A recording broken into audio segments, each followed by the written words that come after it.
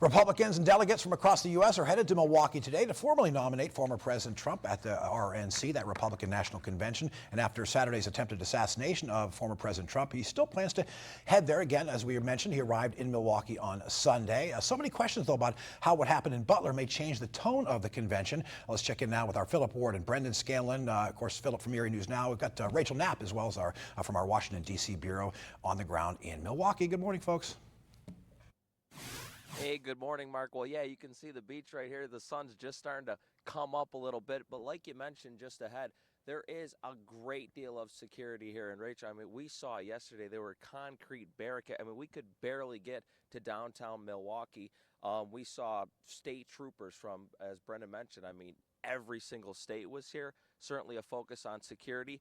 On the political aspect, though, we know that the former president is here. The former president is recovering. And we're expected, though, Mark, as well, to hear that vice presidential pick maybe today. What are your thoughts on that this morning, Rachel? I definitely think this is going to be one of the bigger topics of today's agenda at this convention. Obviously, yes, a lot of people are focusing on the attempted assassination of the former president, but we're definitely going to start having some serious talks about who is going to be that second in command, essentially. I know there's a lot of names being floating around. Right. I know we've talked to Brendan Scanlon about this, our other correspondent here with us.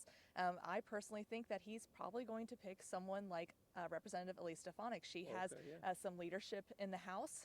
She is a loyal Trump supporter and follower. I think, I'm just making my own predictions here, that she could potentially get her name tossed into the hat. So we'll just really going to have to see. But that, I think, today is going to be the big question of today.